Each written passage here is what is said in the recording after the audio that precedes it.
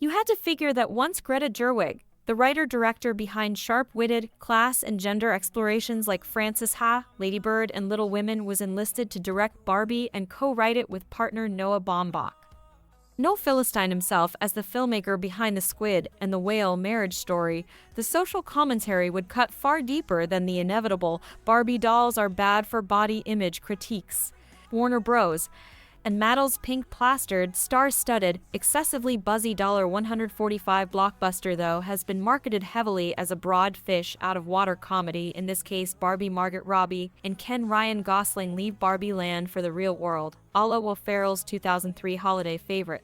Ferrell co-stars in Barbie's massive ensemble that also includes America Ferrera, Kate McKinnon, Issa Rae, Cera, Simu Liu, Hari Nef, Kingsley, Ben-Adir, and Dua Lipa. Therein lies the film's Trojan Horse aspect. A cocktail of sorts, as Gerwig puts it. I wasn't exactly sure what the tone of it would be or should be, but I trusted Greta 100% to know, in the editing room, what makes sense for the movie, says Ferrera. Real women have curves, ugly Betty. But she gave me so much permission to just play and moment to moment find what it meant for me and what it meant for Gloria. And there are so many versions of it, funny versions, tragic versions. And she picked what she picked. While the film's feminist layers and gender commentary are likely to draw stronger or passionate reactions, the film is predictably already drawing the ire of conservative politicians for its woke messaging. It's Barbie's more universal themes that resonated most with the cast, adds SNL alum McKinnon, who plays Weird Barbie, or the doll that's been drawn on, had her hair pulled out and has generally been mangled. Just frickin' be chill, okay?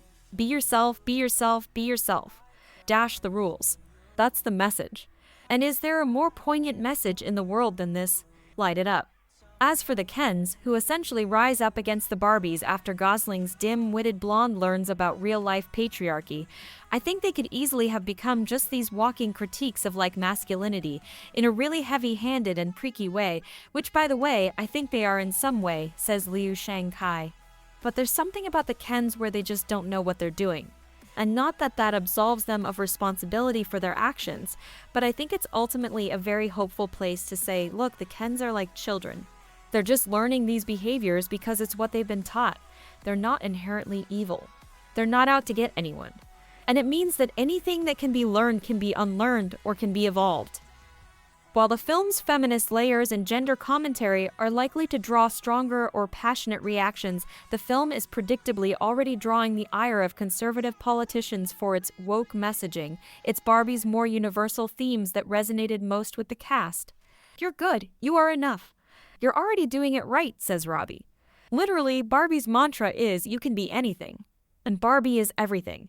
And that's exhausting. The idea that you can be anything and everything, I find that very overwhelming. So someone saying, you're you and you is great, is a really nice message, I think. It kind of gives you a way to laugh at yourself, which helps to do that. And it does that in this very entertaining way, says Gosling. But somehow when it's over, you feel like something's kind of shifted. Adds SNL alum McKinnon, who plays Weird Barbie, or the doll that's been drawn on, had her hair pulled out and has generally been mangled. Just frickin' be chill, okay? Be yourself. Be your whole self. Bring your whole self. Rules be damned. That's the message. And what more poignant message could there be in the world? Come on.